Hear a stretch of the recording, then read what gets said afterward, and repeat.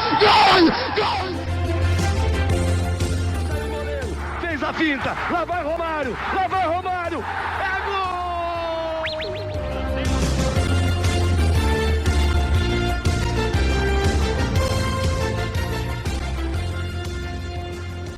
Alô, você ligado aqui no podcast do Conte Verde, seja bem-vindo à nossa 20ª edição. Passou um tempo aí sem uns podcasts, alguns tempos com outros podcasts de maior número, e chegamos a mais uma Data FIFA. Semana de Data FIFA, semana de Jogo do Brasil.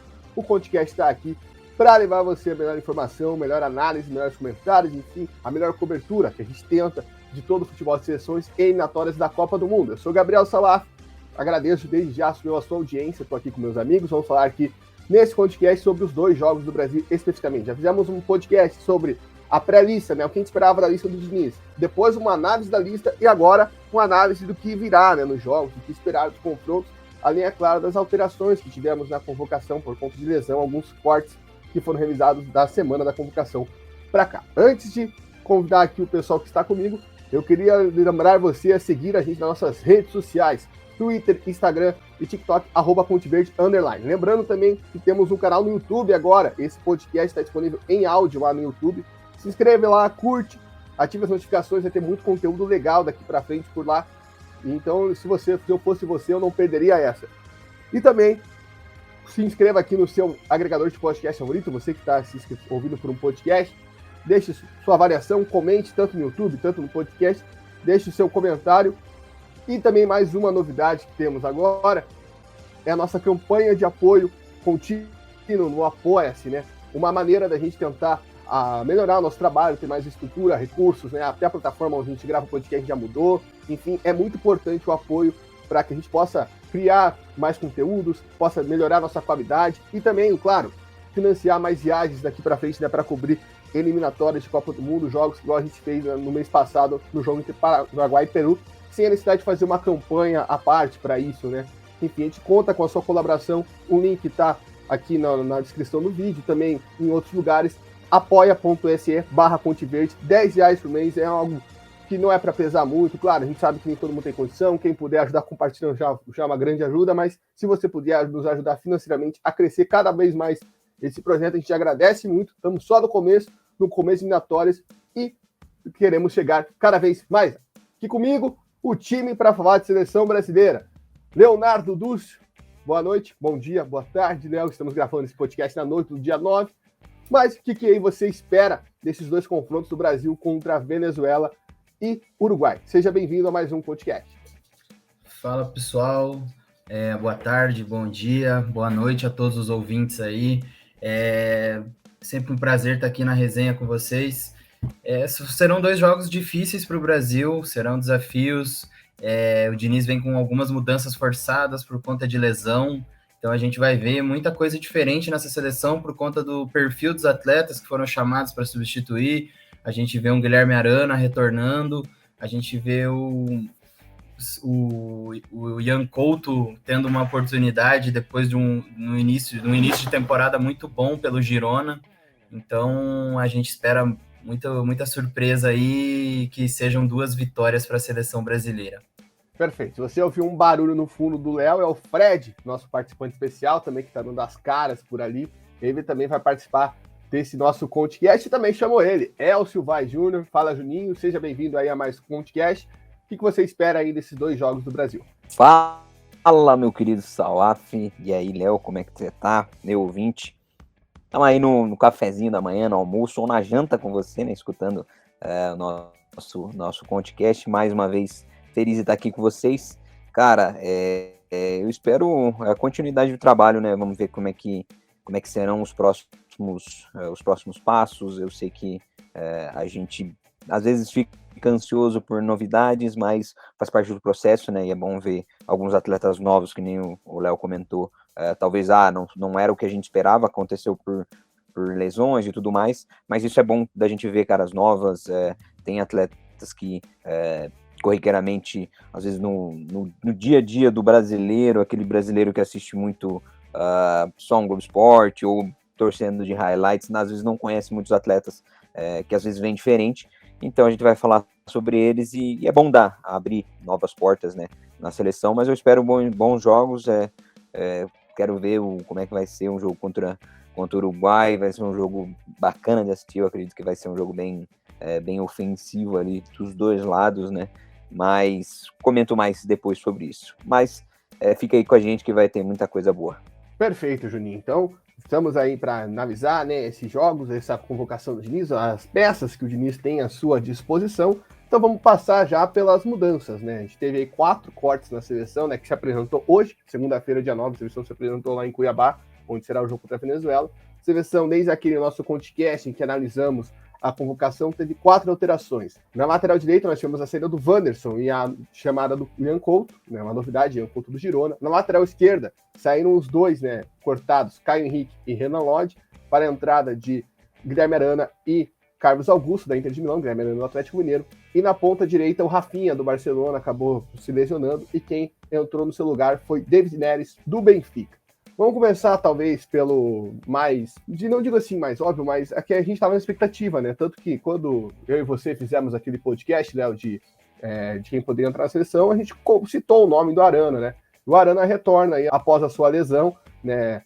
Que tirou ele da Copa do Mundo, né? Retornando ao seu futebol de alto nível e também retornando à seleção, e até por conta, né, do outro corte do Renan Lodge, que veio posteriormente, com uma grande chance de titular, né, Léo? O que você achou aí dessa volta do Arana? É uma convocação muito interessante, é uma posição que está totalmente em aberto, as 2 vagas da seleção, temos vários atletas disputando, o Renan Lodge teve a sequência na primeira chamada das eliminatórias da América do Sul, e agora o Guilherme Arana recupera esse espaço, é um atleta de muito talento, com potencial ofensivo muito forte, ele ataca o último terço do campo, tem um cruzamento muito efetivo, é um atleta que sabe jogar com a bola no pé e vem tendo destaque nessa volta por cima do Atlético Mineiro no segunda parte do Campeonato Brasileiro, vem tendo boas atuações com o Felipão lá e espero que dê um resultado muito bacana na seleção brasileira. Inclusive, eu ouvi hoje no Sport TV que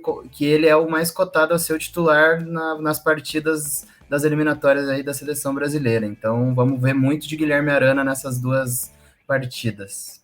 Até porque é um cara com experiência já na seleção, né? Já teve outros momentos que foi titular, né? Até mesmo ali antes da Copa do ano passado, tinha gente que defendia ele como titular daquela seleção, né? Acabou, infelizmente, ficando fora da Copa por conta da sua lesão.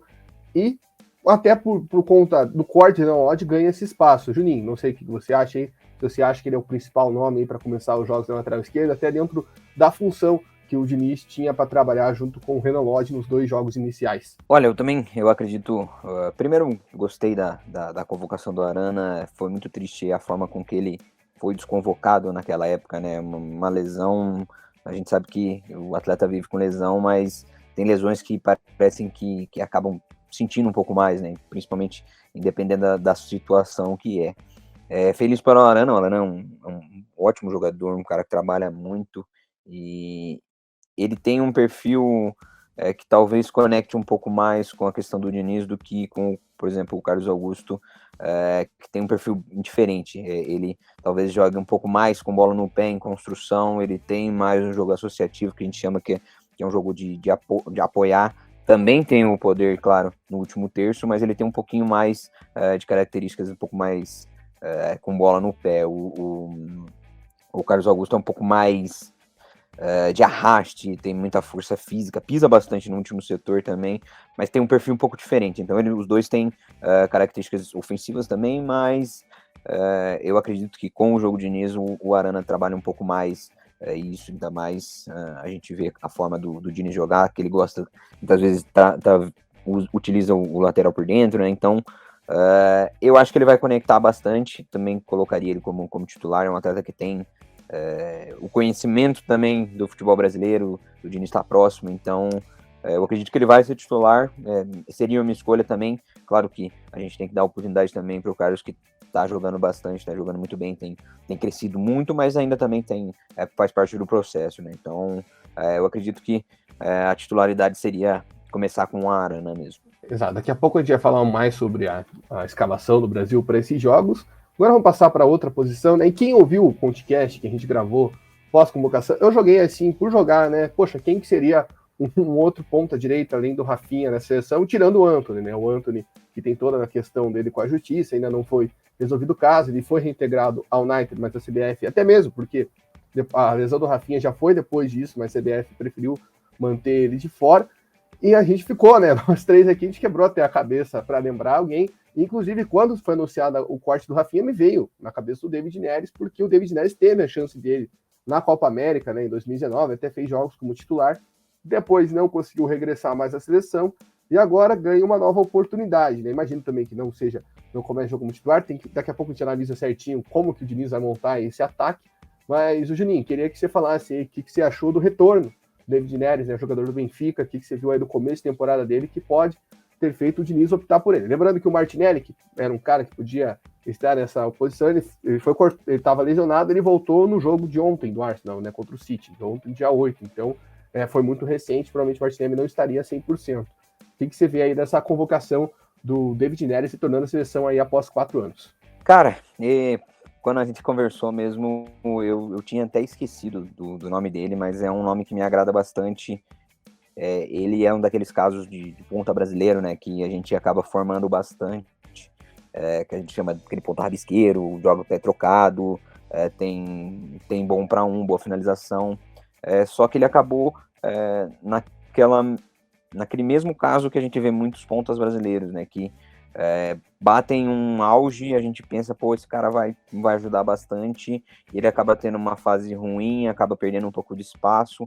Naquela época do Ajax, a gente esperava bastante dele, né? Esperava até um pouco mais, e aí ele acabou não rendendo muito, mas agora tá voltando ao futebol dele. Ele tem um perfil, não vou dizer parecido com o do Rafinha, mas tem algumas coisas que a gente pode relacionar dentro do jogo dele. É um perfil que vai ajudar bastante também nessa questão de jogar de forma trocada, que nem eu falo bastante da questão de ter um ponta um pouco mais por dentro, um ponta tá trabalhando mais por fora mesmo, então isso ele consegue trabalhar.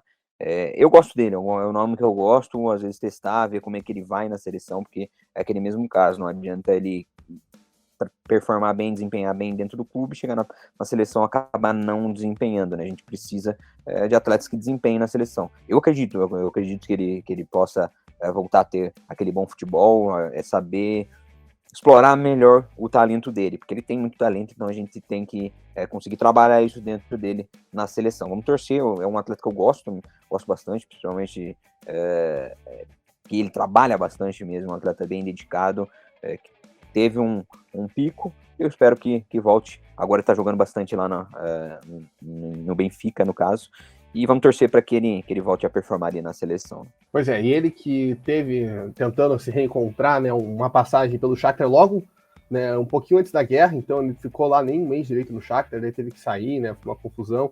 E no Benfica conseguiu aí se reencontrar, fazendo boas atuações e voltando para a seleção brasileira. E vai ser uma oportunidade única, aquilo que a gente falou do Rafinha, né, o Rafinha, né, teve a oportunidade devido ao corte do Antony, né, aquela questão toda, né, para começar com o titular, o corte do Vini Júnior para ser convocado na última convocação se destacou, né? Infelizmente fica de fora aí por conta de uma lesão, assim como eu vejo essa oportunidade para o David Neres, porque você tem o corte do Martinelli, o corte do Rafinha, a própria questão do Antony, né? São questões que talvez, se a gente tivesse num cenário natural, assim, sem cortes, o Neres não estaria nessa convocação. Então é uma grande oportunidade para ele, né? Assim como o Rafinha aproveitou a dele na última convocação em setembro. Então vamos ver como que ele se destaca, como ele consegue aproveitar. Lembrando até porque eu falei antes da questão da escalação, ele é basicamente o único ponto de direita de origem que a gente tem nessa convocação, né? O Rodrigo, ele joga nas duas, mas joga mais na esquerda, na seleção mesmo. A gente viu isso nos últimos jogos, ele jogou pela esquerda, então vamos ver como que o Diniz vai utilizar o David Neres. Queria que você falasse um pouco também, Léo, como que você viu aí o David Neres retornando à seleção após 4 anos. É um atleta de muito talento, eu gosto bastante do futebol do David Neres, ele é muito agressivo, é um ponto que me agrada bastante, ele gosta do 1 para 1, e isso na seleção brasileira a gente sabe que é uma tradição ter o ponta que gosta de ir para cima, que gosta de agressivar o jogo, de invadir a área, então é um atleta que pode sim agregar muito a seleção do Fernando Diniz. Concordo com o Elcio, é um atleta que está recuperando o espaço no futebol europeu, ele chegou no Benfica, toda uma adaptação ao futebol depois de tentar a sorte lá na Ucrânia e não se dar bem por conta da guerra e tudo que aconteceu. E agora ele vem buscando recuperar o espaço dele no Benfica. No Benfica, pelo que eu vi aqui, ele está atuando pelos dois lados do campo. Tem jogo que ele joga pela esquerda, tem jogo que ele joga pela direita. Então isso já é mais um ponto a favor dele.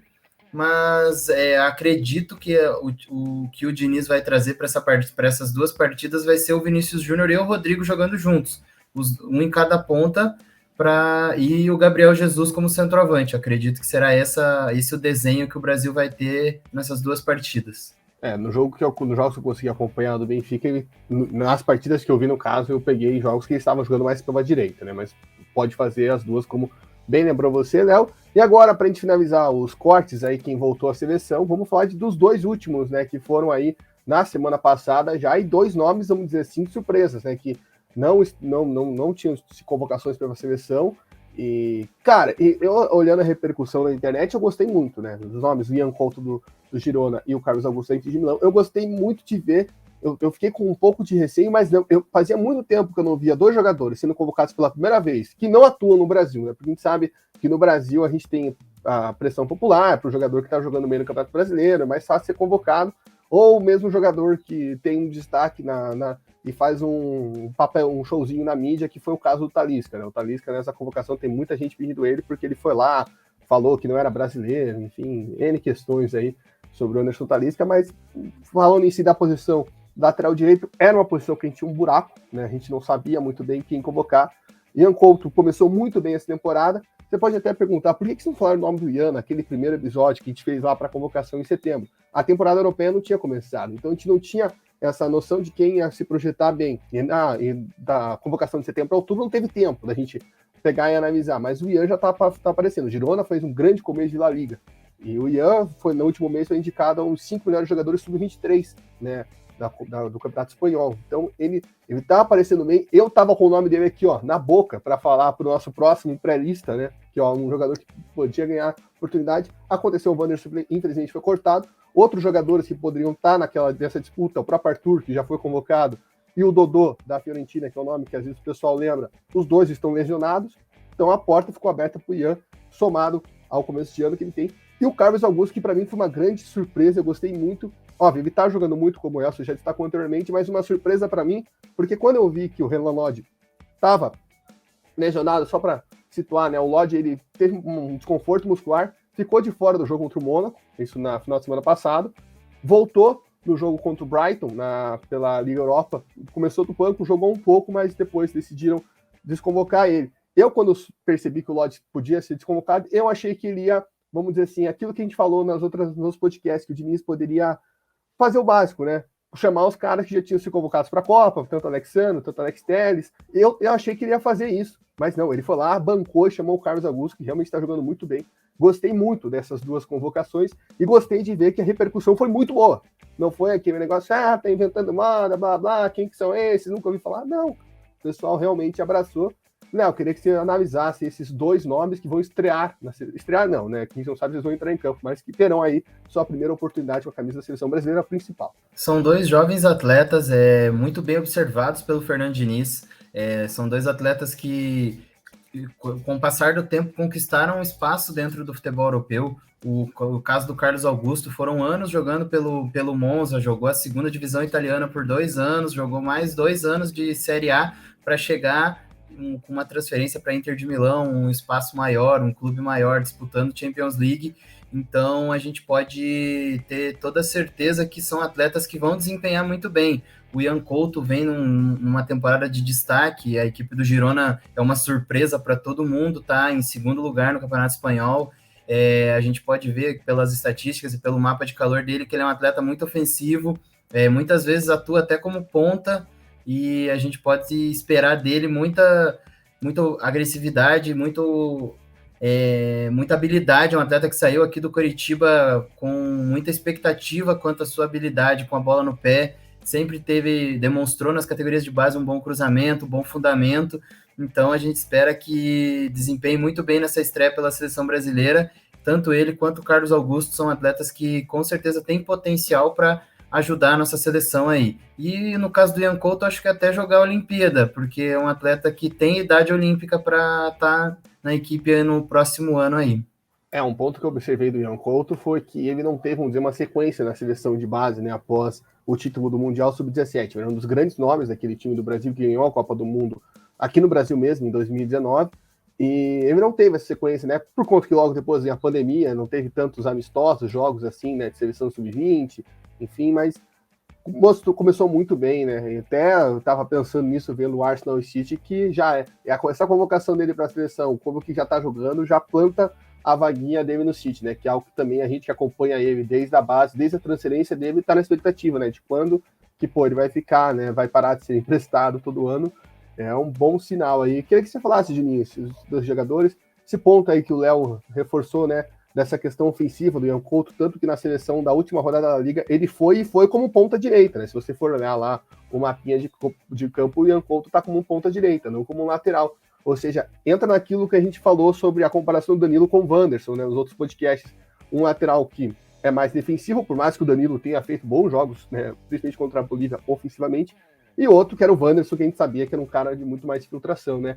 Entra nessa característica, queria que você falasse um pouquinho dos dois aí. Pois é, o Ian, ele é daquela geração, eu sempre gosto de acompanhar a base, eu falei já, né, mas é aquela geração daquele Mundial que a gente acreditava bastante, principalmente que ele foi um dos grandes nomes mesmo, principalmente na parte ofensiva, eu lembro que tinha Thales Magno, tinha o Lázaro, tinha uns meninos muito bons lá, tinha o Caio Jorge, e o Ian Couto ainda assim foi um dos destaques ofensivos naquela equipe, porque ele realmente é um lateral muito agudo, ele é um anãozinho, né, mas ele é muito rápido, ele é muito agressivo, bom no 1 para 1 dele é muito absurdo mesmo, ele tem uma capacidade de driblar e conseguir quebrar para os dois lados, isso é muito difícil, né, para um lateral, geralmente um lateral ele não tem essa bilateralidade, que é conseguir driblar para os dois lados, geralmente fica muito para um lado só, e ele tem essa característica, então ele tem uma característica muito próxima de um ponta, e ele também desenvolveu muito a parte defensiva dele. Claro, ele atua, tanto é que eu acho que na última rodada ele atua até como com ponta, que nem você comentou, que ele foi eleito, ele atua nas duas, isso ajuda para ter mais flexibilidade, né, para o atleta, então ele tem desenvolvido bastante essa parte defensiva que era no começo da carreira, que eu acredito que ele não conseguiu bater tanto na Europa por conta disso no começo, mas ele tem desenvolvido, é um atleta muito novo também, ele foi muito novo, tem muita coisa aqui de maturação, tanto mental quanto física, que às vezes atropela um pouco de processo nessa questão de base, quando você sobe muito cedo, tem alguns pontos a serem elevados, né? Mas eu gosto muito do Couto, eu até fico assim por não ter falado realmente o nome dele antes, porque é um atleta que eu gosto bastante dele, principalmente por ter acompanhado bastante esse Mundial. Ele tem muito a acrescentar pra gente, eu acredito que ele vai ser essa peça bem agressiva, né? Eu não sei como é que a gente vai sustentar agora com essa seleção, tem que ver o que o Diniz vai fazer, né? Porque se for colocar o Couto tem que ajustar muita coisa ali, porque ele realmente ele vai bater muitas vezes lá em último setor, ele recebe muita bola em profundidade, como se fosse um ponta mesmo jogando de lateral, não só de ponta, mas eu gosto do nome dele. E do Carlos, eu lembro dele da época jogava no Corinthians, eu acho, se não me engano, é um lateral muito forte, né, estatura física, diferente do anão, né, o Couto, ele é mais alto, né, ele tem um perfil mais longilíneo mesmo, um atleta mais de estatura. Eu costumo falar que existe um atleta de espaço de força e um atleta de espaço de habilidade. São dois diferentes. O Ian Couto é um atleta de espaço de habilidade, que ele consegue conquistar espaço através da habilidade dele, e o espaço de força é o Carlos Augusto, por exemplo, que ele consegue conquistar espaço através da força dele. Então ele tem uma arraste muito grande, ele consegue sprintar em longa distância, então ele chega em último terço, não tanto quanto o Couto, por exemplo, mas ele chega batendo, por quê? Porque ele tem força em arraste, então ele é um perfil um pouco mais não cauteloso, porque ele chega bastante também, ele é um lateral, pode dizer, um pouco mais ofensivo, não é tão defensivo, mas é um perfil diferente, mas é um cara que eu gosto também, ele tem muita capacidade de cruzamento, o cruzamento dele é bom, ele consegue fazer aquele arco banana lá, que a gente gosta bastante, um cruzamento fazendo um arco, então ele tem essa característica muito boa no jogo dele. E também, claro, tem a questão defensiva que, querendo ou não, fisicamente ele é mais completo ali nessa questão. É um lateral também, é um pouco mais equilibrado, ainda assim é um bom lateral. Mas são duas peças que nem você comentou, às vezes, claro, a gente nunca vai gostar de uma lesão, mas às vezes é bom para dar espaço ali nesse caso, por exemplo, para dois nomes que realmente mereciam estar ali. E tem um atleta que eu estou acompanhando bastante que eu quero ver o nome dele mais para frente também, que depois eu falo para vocês. Beleza? Eu acho que já sei quem é esse atleta, inclusive. Eu já vi você postando vídeo sobre ele e já tem um pessoal também pedindo ele na seleção, porque realmente está fazendo um grande começo de temporada. Vamos ficar de olho também, é um nome aí para o nosso próximo podcast, depois dos jogos, a gente vai trazer esses nomes e vocês vão avaliar e ver se estamos falando besteira ou não. Então, daí esses foram os nomes que entraram na convocação. Então, eu me sinto muito feliz, eu vou dar meu testemunho pessoal aqui, já falei para todo mundo quase que eu conheço, o pai do Ian Couto foi meu treinador na escolinha aqui em Curitiba, então eu tinha lá meus 9, 10 anos, o Ian ia nos treinos, assim, ia lá, daí pegava a bola, e ele era engraçado, que ele tinha 2, 3 anos e já conseguia conduzir a bola, assim, não era aquela criança assim, que dá um chute para frente, vai correndo atrás e eles quase caem. Não, eu já tinha essa noção de condução de bola, já via que ali ia nascer alguma coisa diferente. E tá aí um abraço também a todos os pais de crianças pequenas e cabeleireiras do Brasil, porque pode ter certeza que vai aparecer de criancinha com cabelo rosa depois desses jogos, cara. É brincadeira, porque ele chama a atenção, cara. Eu vi no Paraguai o pessoal falando do Sousa, eu vejo o Ian com cabelo rosa, eu associo. Enfim, agora a gente vai falar sobre a escalação, né? O Léo já deu ali o seu pitaco. Eu queria, pensando nos dois jogos, Juninho, pensando, contra a Venezuela, por mais que a Venezuela tenha um time mais forte, vamos dizer, em comparação a times eliminatórios, pelo menos demonstrou isso os dois primeiros jogos, contra a Colômbia. A Colômbia, por mais que ganhou, foi um jogo muito duro, né? Contra o Paraguai conseguiu a vitória. Não vai ser aquele jogo fácil, por exemplo, como foi contra a Bolívia, mas o Brasil tem que se impor. Pelo menos na minha visão. Repetir o esquema e talvez contra o Uruguai a gente mude umas peças. Mas primeiro falando sobre o jogo contra a Venezuela. Você acha que o caminho é esse? Óbvio, tem que fazer as alterações por causa de lesão, talvez jogar com o Rodrigo e Vini. Mas como que você vê o Brasil? Qual postura que você imagina para o Brasil nesse jogo contra a Vinotinta? Geralmente quando a gente fala em Venezuela, a gente pensa que ele vai ser um jogo mais tranquilo, mais fácil de jogar, mas realmente não é entrando no clichê. A equipe deles está jogando um jogo muito pragmático, duro, difícil. Eu acompanhei um pouco do jogo contra o Paraguai, se eu não me engano, foi... Os últimos jogos, teve um contra o Paraguai, né? Eu assisti um pouco do jogo... Contra a Colômbia e contra o Paraguai.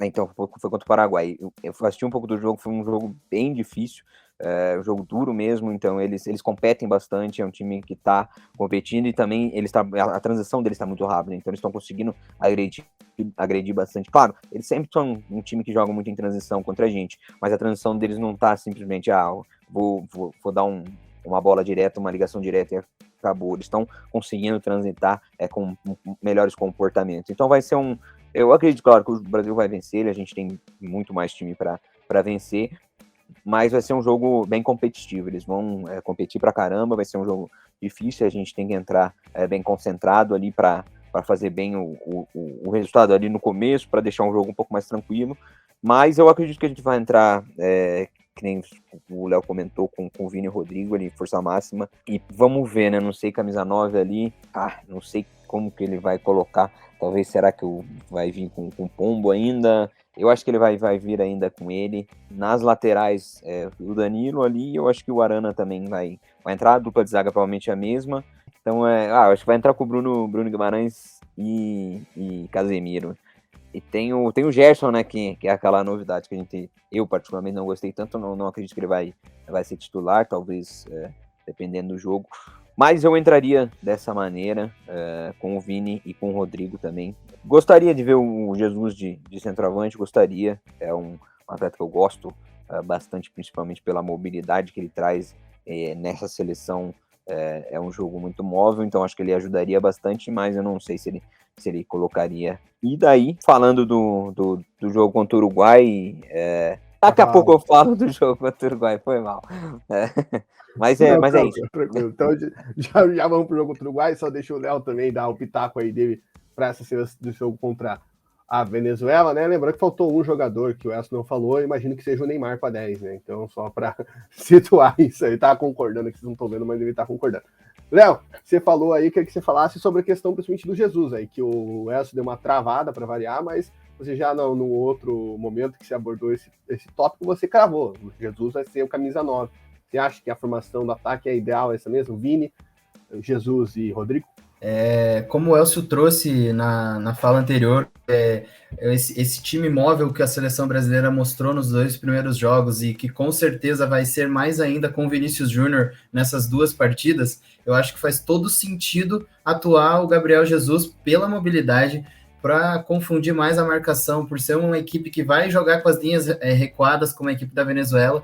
Então, acredito que a mobilidade, a movimentação, a troca de função, que isso acontece muito na seleção brasileira, você vai ver o Neymar afundando na área, você vai ver o Jesus saindo para buscar o jogo. Então, eu acredito que vai ser muito mais produtivo ter o Gabriel Jesus do que o Richarlison. Não que o Richarlison não tenha esse potencial, a gente já comentou, já debateu inúmeras vezes sobre isso, e com certeza terá sua oportunidade nessas partidas, mas eu acredito que o Gabriel Jesus seja um encaixe ideal para essa dupla de pontas que estão atuando juntos no Real Madrid e podem dar um fit muito bacana com o Gabriel Jesus para a gente conquistar as 2 vitórias nessas partidas da eliminatória. Perfeito, um belo fit aí, como já diria Leonardo Dúcio, e eu fico na expectativa nesse jogo, né, para entrar no David Neres, que eu acho que é um jogo que ele pode aí também ocupar seu espaço, ganhar destaque, assim como foi o Rafinha no jogo. E agora sim sobre o Uruguai, por que eu segurei o Uruguai, Juninho? Porque você foi um cara que estudou o Uruguai do Bielsa, né? E tem até o nosso vídeo lá no nosso perfil do Instagram, do TikTok, você fez um estudo lá antes da eliminatória começar, né? De fato, muitos fatores, muitas questões sobre a seleção uruguaia deu para ver. Aquele jogo contra o Chile foi um jogo muito bom da seleção uruguaia, né? O jogo contra o Equador começou ganhando, tomou a virada. Eu queria saber se para segurar o time do Bielsa, né? Para encarar o time do Bielsa, você mudaria alguma coisa? Você acha que teria que fazer algum ajuste na seleção? O que você pensa aí do Brasil para encarar o Uruguai no Centenário? Um ponto antes de você falar que eu acho muito importante, hoje o Tite foi anunciado no Flamengo, hoje dia 9, é ver a responsabilidade e o peso da campanha do Tite nas eliminatórias deixou na seleção, né? Porque você pega os outros jogos, era 4-0, é classificação invicta, ou seja, 4-0 contra o Uruguai no Centenário, né? No caso da vitória de 2018, ou seja, é um peso muito forte e é um parâmetro muito forte para o Diniz, né, tentar, porque o pessoal vai comparar, mas enfim, o que você vê agora, né? Deixando o Tite de lado, enfim, o que o Brasil precisa para a atuação contra o Uruguai no Centenário para segurar a equipe de Louco Bielsa? Cara, o time do Bielsa é sempre magnífico de assistir, né? Porque ele tem um perfil, não vou dizer parecido com o Diniz, mas ele tem um perfil que realmente dá muita confiança para os atletas jogarem. Então, por isso que eu digo nessa questão dessa semelhança. Ele é um perfil muito vertical, muito agressivo, muito muito apoio e jogo por dentro. Então, ele é um jogo bonito de se ver.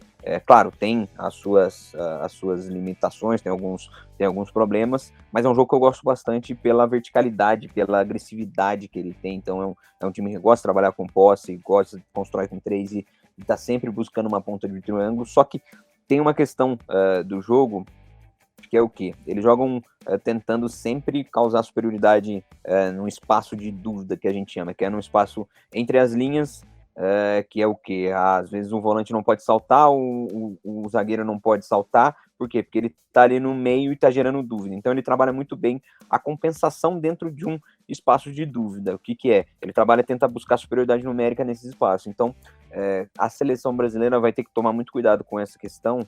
Por isso que talvez a gente precise colocar um pouco mais de volume dentro do meio de campo. Não sei se eu mudaria a minha forma de jogar por jogar contra o Bielsa? Eu acho que não. Mas talvez, principalmente sem bola, talvez mudar um pouco de questão posicional e tudo mais, porque geralmente jogar, por exemplo, num 4-4-2 com uma equipe que joga muito nesses espaços entre linhas é um pouco perigoso. Então talvez mudar a questão não de formação, mas espacialmente dentro de campo, talvez ocupar um pouco melhor os espaços defensivos. Mas, claro, a seleção brasileira é uma seleção melhor, a gente tem mais equipe para vencer o Uruguai. Eu acredito que vai ser um jogo bem bacana de assistir, por questão de jogo, vai ser visualmente falando, vai ser um jogo muito bom, vai ser um jogo muito agressivo, de muita troca de passes, vai ter muita ofensividade, então a gente vai sofrer bastante também, eu acredito. Mas acredito que a gente vai fazer um bom jogo, a gente tem peças para isso, talvez, não sei se testar, mas talvez seria um bom jogo ali pro André, pra gente ver como é que ele vai nesse duelo, nessas questões. Ele é um atleta que tem muita capacidade de cobertura curta e ocupação do espaço defensivo. O Casemiro também fez isso muito bem, claro, mas o Casemiro não sei se está na melhor fase dele, não só pelas últimas atuações, mas é algo que demanda muito dessa capacidade física. Então vamos ver, né? Eu acho que talvez seria um bom teste, mas eu não sei se ele vai testar logo num jogo grande como esse, né? Mas claro, tudo pode ver como é através dos treinamentos, mas é um jogo que eu tô ansioso para ver como é que vai ser. Eu estudei mesmo essa questão do Bielsa, eu gosto bastante do jogo dele. Eu acredito que vai ser um grande jogo aí para a nossa seleção, um bom desafio. E essa comparação com o Tite é normal, né? Claro, sempre vai ter comparações de realmente o Tite fez um grande trabalho ali na nossa seleção. Infelizmente, não conseguimos chegar no nosso objetivo ali. Em alguns jogos grandes mesmo, a gente não conseguiu trabalhar bem através dos resultados, né? Mas o Tite foi um grande treinador, então claro que vai ter sempre essa comparação, né? Exato, vai ter sempre esse ponto aí do pessoal olhando, mas pô, na última eliminatória, cara, o Brasil ganhou de 4-0 do Peru e a gente viu como foi o jogo do Peru nessa. Enfim. E, Léo, queria até dentro do que o Elcio falou aí sobre essa questão de posicionamento contra a seleção uruguaia, você acha que você mudaria alguma peça em algum nome, ou até mesmo esquema de jogo, você mudaria alguma coisa na seleção, já imaginando que ele vai repetir o padrão de jogo, trocando alguns nomes, como a gente falou, do que jogou nos 2 primeiros jogos para o jogo contra a Venezuela? Vamos supor, nas 3 jogos, o mesmo tipo de jogo. Você acha que teria que mudar para contra o Uruguai ou vai para o quarto jogo assim? Olha, eu concordo com o Elcio, eu não mudaria o estilo de jogo, nem o esquema tático, nem a formação por conta de um adversário em específico, como é o caso de enfrentar o Uruguai do Marcelo Bielsa. Porém, como o Elcio trouxe ali, muita orientação, principalmente para os atletas do meio de campo, que provavelmente vai atuar Bruno Guimarães e Casemiro, atletas que vão precisar de uma orientação especial para cuidar com aquela marcação, até pela forma como a gente viu o Brasil jogando nas 2 primeiras rodadas da eliminatória, com os laterais atuando um pouquinho mais por dentro, então o cuidado redobrado com o costado dos laterais, até os pontas vão ter que tomar um pouquinho mais desse cuidado.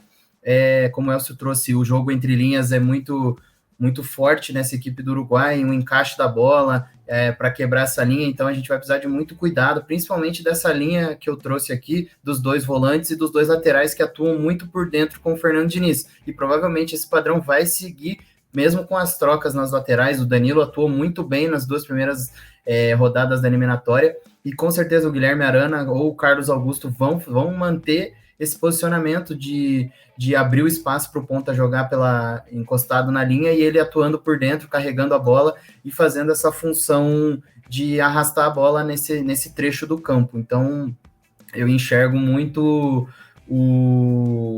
a seleção encaixadinha nesse meio de campo para enfrentar esse Uruguai do Marcelo Bielsa. Pois é, vamos ver como vai ser esse encaixe. O meio de campo sempre fundamental, especial até pelo ritmo de jogo que é contra o Bielsa. Achei que o Léo ia falar do outro querido dele, mas ele não falou, que não é o Zé Rafael, então, mas quem conhece Leonardo Dulce pessoalmente sabe qual jogador uruguaio ele tem um certo afinco, vamos dizer assim. Mas enfim, a gente fica no aguardo, vão ser 2 grandes jogos, lembrando, Brasil e Venezuela, dia 12 de outubro, feriado, às 9h30 da noite, em Cuiabá. Fica aqui nosso pedido para quem quiser ir no jogo, vá, se tiver o pessoal de Cuiabá escutando o jogo, fica aqui nosso lamento pelo preço do ingresso, né, muito caro, muito fora da realidade, né, para a população brasileira. Uma pena que o Brasil joga aqui tão poucas vezes e quando joga é uma facada de presente para o torcedor brasileiro, ainda mais com uma pouquinho de organização, né? A CBF abriu as vendas com menos de uma semana para o jogo, então é uma coisa que a gente deixa um lamento. E Brasil-Uruguai, dia 17 de outubro, às 9h em Montevidéu, horário de Brasília, uma terça-feira. E para a gente fechar aqui o nosso podcast, é a hora do bolão, é hora de ver quem vai acertar o palpite da galera, como disse o Elcio aqui em off, mas quem que vai acertar aí o placar do jogo? Brasil e Venezuela, Elcio vai Júnior, qual é o seu palpite? Brasil e Venezuela, 3-0 Brasil. Leonardo Dúcio. 2-0 Brasil, 2 gols de Gabriel Jesus. Eu vou de 3-1 para o Brasil. E agora, Brasil e Uruguai. Começa com o Léo. 1-0 Brasil, gol de Bremer. Então vai sair zagueiro do banco para marcar gol, de acordo com o Léo. Juninho, qual o seu palpite? Tá. Mandar 2-1 aquele do bolão sempre, 2-1. 2 do Ney e 1 do Agostinho Canóbio. Tá aí, foi mencionado. Eu vou mandar um 3-2 só porque eu ia mandar 2-1 e para não ficar igual, mas eu acho que vai ser um jogo muito pegado, muito divertido de se acompanhar. Então é isso, ó, você anota aí os nossos placares, nossas dicas, e fica na guarda aí desses dois grandes jogos. Indica aí para quem quer ouvir mais sobre a seleção brasileira, sobre esses jogos, tá certo? Então, agradeço você que acompanhou esse nosso podcast número 20, fechando em mais uma casa decimal, né, rumo ao centenário, rumo aos outros episódios com número fechados. Lembrando você, se inscreva aqui no seu agregador de podcast, no YouTube, deixe seu comentário, sua avaliação é muito importante para nós, compartilhe com seus amigos, também siga a gente na nossa rede social, Twitter, Instagram e TikTok, @ConteVerde_, além, claro, do canal do YouTube. Se você não é inscrito lá, se inscreva. E também fica aqui mais uma vez o pedido do seu apoio na nossa campanha de financiamento coletivo contínuo no Apoia-se. É muito importante ela. A gente está falando do jogo do Brasil contra o Cuiabá. O próximo jogo do Brasil vai ser contra a Argentina no Rio de Janeiro, em novembro. E é um jogo que a gente pensa em estar lá, né, fazendo essa cobertura. Então, a gente precisa disso, né, para fazer essas coberturas, para aprimorar o nosso equipamento, para melhorar a nossa qualidade nos podcasts, nas gravações, etc., em outros materiais que fazemos. Até para que o pessoal que faça isso algum dia ganhe, né? Até o momento todo mundo trabalha colaborativo, mas um dia vai que dá certo esse negócio aqui, todo mundo leva um bufunfinho para casa. É o que a gente espera um dia, então a gente conta com o seu apoio, sua ajuda, seja financeiramente. Lembrando que você apoiando lá no Apoia-se, você participa de sorteios mensais, que a gente vai providenciar os prêmios, mas todo mês vai ter um sorteio para apoiadores, além de receber um episódio exclusivo do ConteCast para apoiadores sobre a história de alguma seleção numa eliminatória. A gente vai pegar lá, a seleção se classificou para a eliminatória, e muitas vezes vocês vão escolher essa seleção. Então passa lá, apoia.se/ConteVerde, é rapidinho, é seguro, é fácil, é tranquilo, deixa lá a sua contribuição, a gente agradece demais. E eu agradeço demais aos meus amigos que estiveram aqui comigo nesse ConteCast. Valeu, Léo, forte abraço, nos vemos na próxima semana para analisar esses dois confrontos. Um grande abraço, Gabriel, um grande abraço, Elcio. A resenha hoje foi de muita qualidade aí, a gente pode trazer muita informação boa para o pessoal e nos vemos em breve, porque a seleção brasileira vai brocar nesses dois jogos aí, a gente vai ter muita coisa para falar. Valeu, rapaziada. Valeu, senhor Leonardo Dulce, e agora um abraço também, Elcio Vai Júnior, muito obrigado, Juninho. Data FIFA começando, também produção insana começando de conteúdos, né? Então, o pessoal pode ficar ligado no nosso Instagram, TikTok, vai ter coisa para Dedéu antes, durante e depois da data FIFA. Ô, Léo, treinou um script aí para finalizar bem hoje? Foi bem, pô. Ele ficou uns 5 minutos antes ensaiando, eu vi isso. Valeu, rapaziada. Coisa boa, vai ter muito conteúdo bom aí, da FIFA, né? Da FIFA, que nem o Salaf até postou, tem gente que não gosta, né? Mas tem muitos que gostam. Pra gente é bom, eu gosto bastante da FIFA. Vai ter muito conteúdo. Apoia a gente aí mesmo, que tenho certeza que essa equipe aqui vai estar em alguma Copa do Mundo em loco e vai ter muita coisa boa aí pra vocês. Então, apoia a gente que a gente tem muito conteúdo bom a trazer para vocês. Siga nas redes sociais e tamo junto. Até a próxima. Até a próxima, Juninho, que fala de data FIFA com prazer, mas a quantidade de jogos de excelente nível que ele recebe para analisar e visualizar é algo que é brincadeira, meu amigo, mas faz parte do trabalho, a gente se diverte, a gente gosta de fazer isso. Um forte abraço para o povo da Nova Caledônia que está sediando a Melanésia Cup. Então tá certo, a gente espera você aqui no próximo ConteCast, falar de data FIFA, falar sobre eliminatórias. Tem eliminatória asiática, tem eliminatória da América do Sul, tem eliminatória Euro, tem muita coisa dentro da FIFA. Fique ligado, você vai acompanhar aqui no ConteCast. O caminho da Copa do Mundo passa por aqui.